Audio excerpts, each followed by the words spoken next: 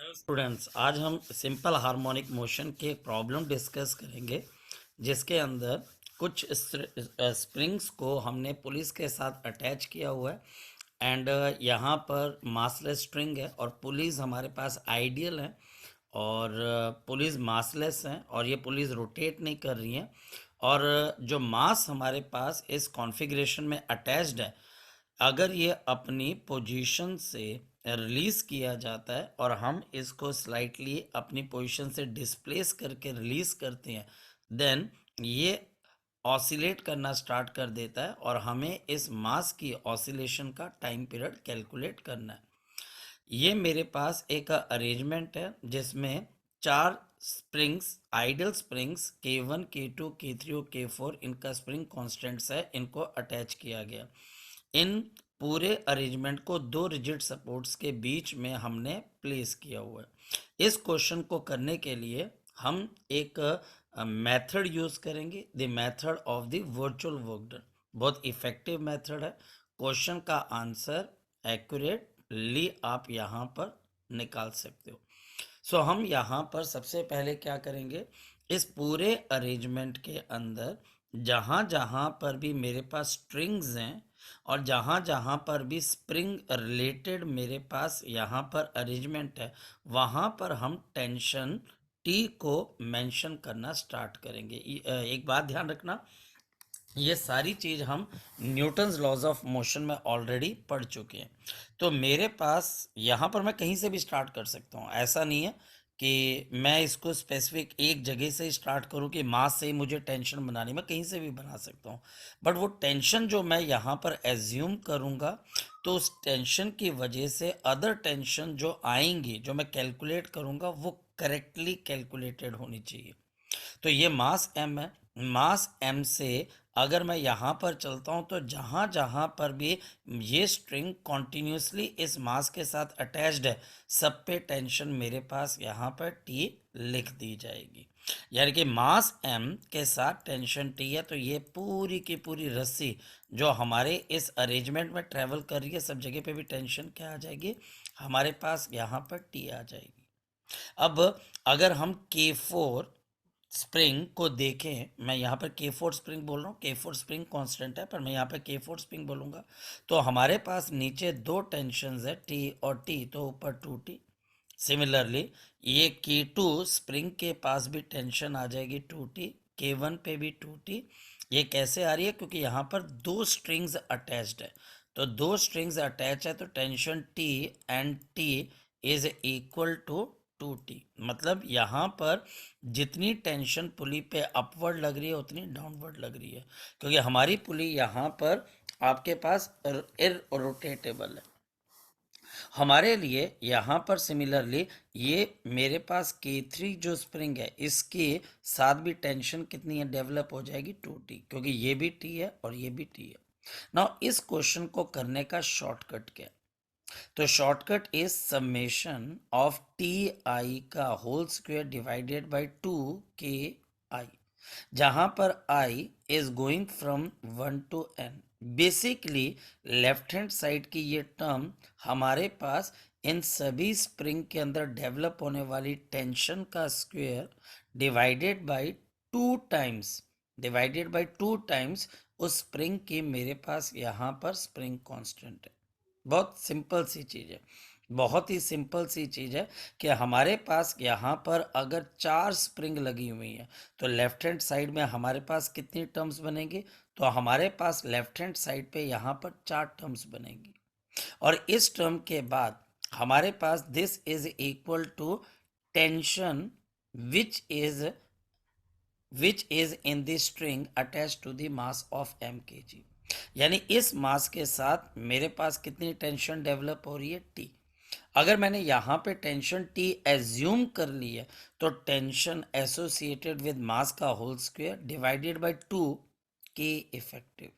हम अगर इस पूरी की पूरी टर्म्स की कैलकुलेशन करेंगे तो हमें K इफेक्टिव मिल जाएगा and the time period is given by 2 pi under root of m, जो कि ये मास mkg है ये वाला, and divided by K effective, and this is divided by K effective, वही K इफेक्टिव जो हम इस फॉर्मूले से कैलकुलेट करेंगे। फिर समझिए, हमारे लेफ्ट हैंड साइड के अंदर वो टर्म्स हैं जो कि हमारे पास स्प्रिंग्स, जैसे यहाँ पे 4 स्प्रिंग है तो चारों स्प्रिंग की टेंशन का whole square divided by 2 times दे हमारे पास spring constant of this spring. For example अगर मैं K4 लेता हूँ तो 2T का whole square divided by 2K4 plus मेरे पास 2T का whole square divided by K2 and 2T का whole square divided by 2K3 and 2T का whole square divided bye 2K1। हम बहुत लकी हैं यहाँ पर कि हमारे पास यहाँ पर चारों के चारों जो मेरे पास स्प्रिंग है उनमें टेंशन 2T और 2T आ रही है। टेंशन चेंज हो सकती है और आपको यहाँ पर वही टेंशन स्प्रिंग के ऊपर लगानी है जो उस स्प्रिंग के आपके पास एसोसिएटेड है। तो यहाँ पर राइट हैंड साइड पे जो टेंशन आपने लेनी है वो मास के ऊपर लगने वाली टेंशन लेनी है, उसका square divided bye 2K effective. जैसे कि अगर मैं यहाँ पर इस शॉर्टकट को यहाँ पर अप्लाई कर देता हूँ तो लेफ्ट हैंड साइड पे मेरे पास क्या आ जाएगा, लेफ्ट हैंड साइड पे मेरे पास यहाँ पर आ जाएगा 2T का स्क्वायर अपॉन 2K1। मैं यहाँ से स्टार्ट कर रहा हूँ, यहाँ से, तो 2T का square upon 2K1 plus 2T का square upon K2 plus 2T का square upon 2K3 plus 2T का square upon 2K4 and is equal to T का स्क्वायर। अब ये टी का स्क्वायर क्यों आ रहा है, क्योंकि इस मास के साथ हमारे पास टेंशन टी लग रही है अपॉन 2 टाइम्स के इक्वलेंट। अगर मैं यहाँ पर कॉमन फैक्टर 2 को कैंसिल कर देता हूँ, ऊपर टेंशन का स्क्वायर सारा कैंसिल हो जाएगा, 4 विल बी कॉमन, यहाँ पर 4 मेरे पास कॉमन आ जाएगा।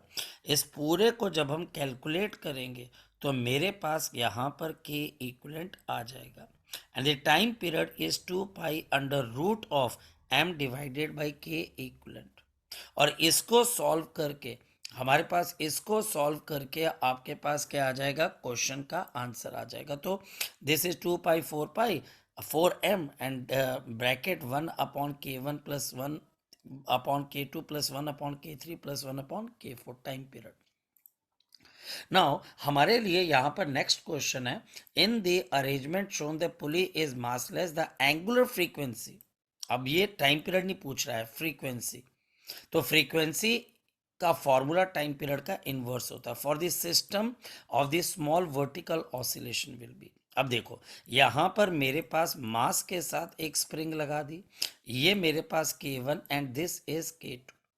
अब सबसे पहला काम मेरे लिए यहाँ पर क्या होता है कि मैं यहाँ पर जितनी स्ट्रिंग्स और जितनी स्प्रिंग्स हैं उसके अंदर मैं क्या डेवलप कर देता हूँ, मैं क्या बना देता हूँ, मैं यहाँ पर टेंशन्स को बना देता हूँ। जैसे कि हमारे पास यहाँ पर मैं क्या करता हूँ, मैं मास वाले के साथ जो स्प्रिंग है उसमें टेंशन टी एज्यूम कर लेता हूँ, क्योंकि अगर यहाँ पे टेंशन टी लग रही है, यहाँ पर मेरे पास टेंशन टी लग रही है इस नीचे वाली वायर के अंदर, स्प्रिंग के अंदर, स्ट्रिंग के अंदर टेंशन टी लग रही है, so this will be equal to sum of these two tension. तो T/2 plus T/2 is equal to T, Newton's laws of motion.